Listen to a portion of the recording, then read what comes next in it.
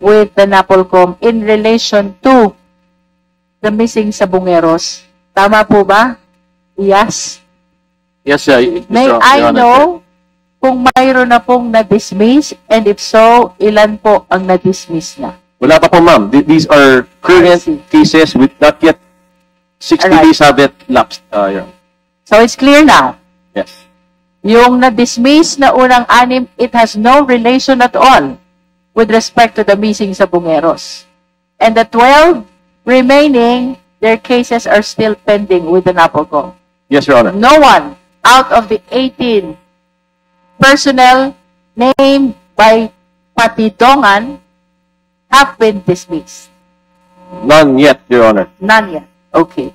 So, would you like to continue first? Yeah, okay. The last question lang. Kanina may sinasabi ka, Chairman Kalinisan, grave misconduct and conduct unbecoming of a police officer. Sino pong tinutukoy niyo doon? Eh, lahat po sila, ma'am. 12 po yun. For the Julie Patidongan complaint affidavit. But you are referring only to pending cases. The current case being heard with the NAPOLCOM related to the Sabong case. Yes. The, So, yun yung kasong nakafile sa kanila. Grave misconduct and conduct unbecoming. But this administrative cases are not yet resolved.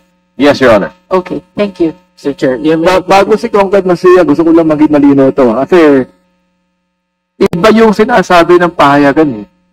Di ba? I mean, we would like to make it clear sa committee ko, no?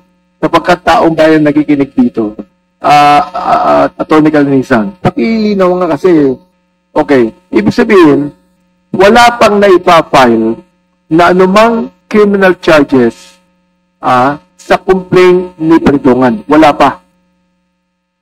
I think that's a better question to be answered by the DOJ. DOJ. Yes, sir. Kaya, bago gusto ko tinanong DOJ, no? Itong tanong ko, Atty. Dulay, no? Doon sa 18 ng mga pulis, okay?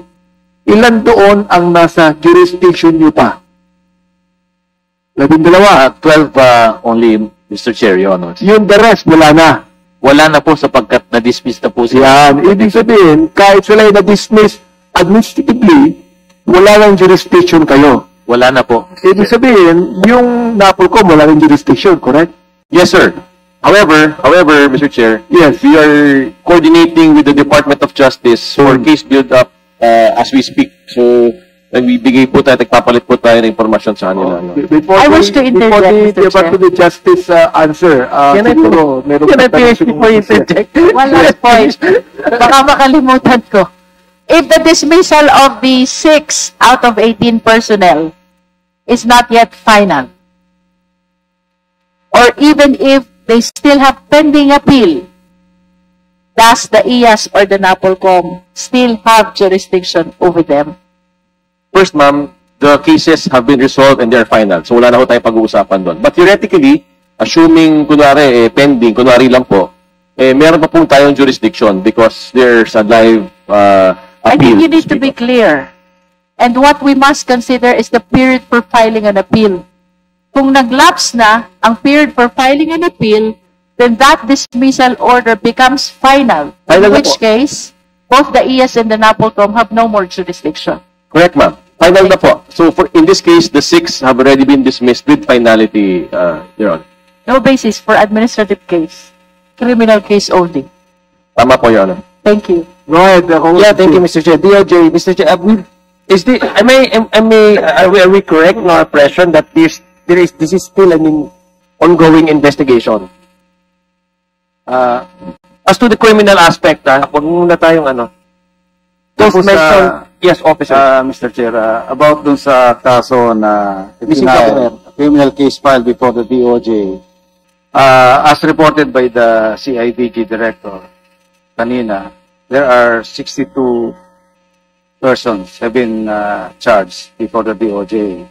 At ang hindi ko man po hawak dito yung official document, I believe that the 18 police officers are included in the 62. Yeah, but has there been an official charges filed? Yes, Your Honor. And Anong cases po yun? Ilan daw? Kagaya po ng na-report ko kanina, ito po yung mga kaso na hinahawakan ngayon ng DOJ. Violation of Republic Act 10353, an act defining and penalizing enforced or involuntary disappearance. Article 267 of the Revised Penal Code, yung pong multiple counts of kidnapping and serious illegal detention. Meron din pong Article 248 of RPC, multiple counts of murder.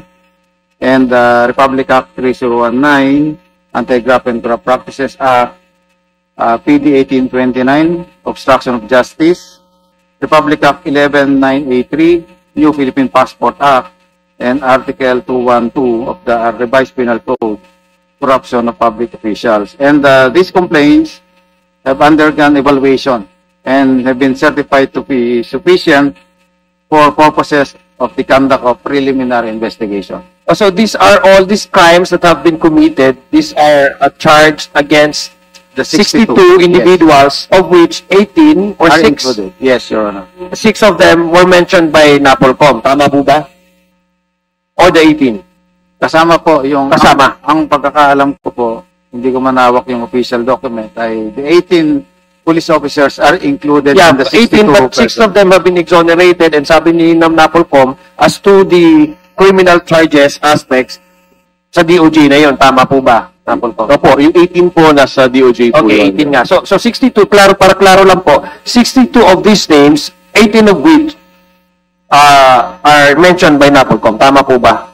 Mamaya na sa komisiyan. Ito involved din sa komisiyan. Okay. Ako hindi, Attorney Cruz, hindi ako abogado ha. Mukha lang ako abogado. No? Hindi rin po ako abogado. Puro abogado to kasama ko eh. Oh. Kami dalawa hindi abogado. Anyway, ganito. Wala pa talaga kayong na-file na charges. All of them are under investigation. You mentioned to us the charges to be filed. Pero wala pang na-file. Because all of them are still under investigation. Am I right? The charges now are under preliminary investigation Nasa being fiscal na. conducted by the DOJ. Nasa fiscal na. Yes, Your Honor. Oh. So, ibig sabihin, ganito yan ha. Pero ako naniniwala, delayed justice is injustice. Correct? Justice delayed is injustice. And justice denied. Correct? Yes, Oo. Your Honor. Ngayon, ito ha. Ilang araw pinag-usapan sa dyaryo to. Oh. Tapos, bigla nawala. So, pinag-usapan na yung isa pang, mamaya, nawala na. Oo. Kung hindi namin inopen ito, ngayon, itong issue namin sa Bungeros, mawawala na eh. Totoo lang, mawawala na. So, I would like to find out from the Department of Justice, ano na ang inyong ginagawa so far in relation to the missing sa Bungeros? So far, kailan ito mapupunta sa korte? Base po sa record ng Department of Justice, ito po ay na-file ng CIDG noong August 1 of this year. No. Opo. And then, there will be, the DOJ will be conducting a 10-day evaluation process after receiving these charges. So ngayon po, the National Prosecution Service had submitted a certification about the evaluation that they had conducted, that the charges, the witnesses, the evidence are sufficient enough for the conduct of preliminary investigation.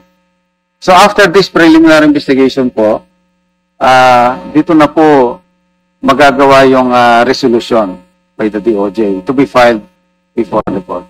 Congressman, okay. Maraming salamat po, Si Congressman Tony Duman muna, and then afterwards, Congressman Sia, and then Congresswoman Luisto.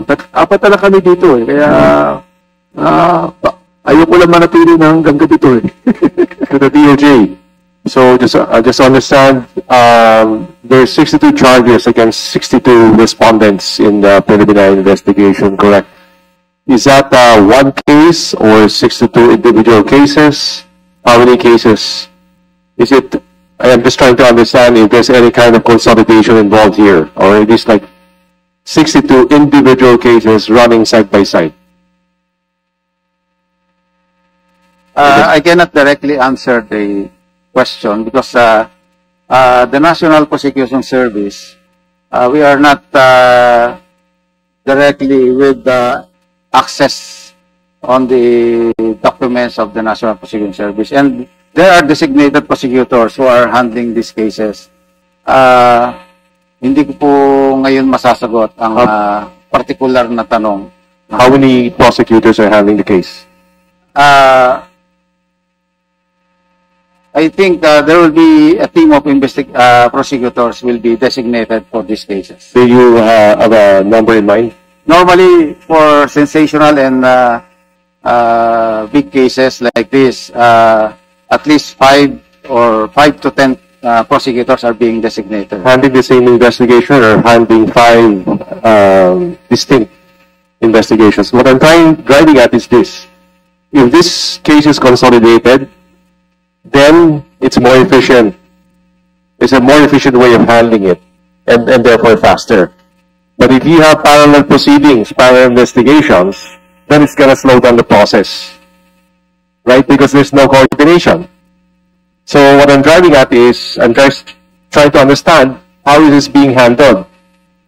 Are there 62 individual separate cases running side by side, or are they lumped together in some manner?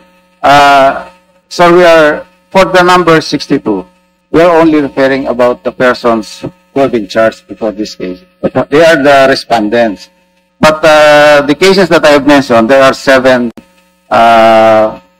provisions of law that have been violated by these 62 people. Yes, but you could allege multiple violations in one complaint. Yes. So it's still, I'm still asking, how many investigations are taking place? There are, ito po kasi ay kaso na hinahawakan ng team of investigators. So, when we count the investigations to being conducted, siguro po hindi natin pwedeng sabihin na 62 investigations are being conducted. Ito po sabay-sabay na iniimbestigahan. Here's a different question. Sorry to cut you off. How many complaints were filed against the 62? When we count the complaints filed, the charges I've mentioned, there are 7 cases. So 7 Against cases. 62 persons. Now, you mentioned earlier they have passed a preliminary review, right? To see if there's any reason to proceed with a preliminary investigation. Yes, Your Honor. So at what particular point, to the question of Senator Laila de Lima, do we get to figure out whether any one of them qualifies for protection under the WPP? Alam po ninyo, sa hirap po ng investigasyon na ginawa ng ating mga kapulisan, ay although ang ating whistleblower ay ang pangunahing naging suspect before in 2022, but this time is telling everything. So, mahirap man pong sabihin na hindi siya dapat paniwalaan dahil siya ay isang pangunahing akusado sa kasong ito. But he is telling the truth kung ano talaga po ang nangyari. Kaya po sa aming investigation from the police, from the CIDG until makarating po ito sa DOJ, we consider this whistleblower as a credible witness.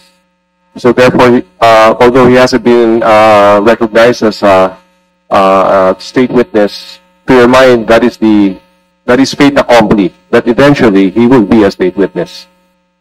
Yes, we hope. And that the rest is just a matter of formality. Yes, Your Honor. Is there an indication of when that will be formalized, that he will be designated a state witness?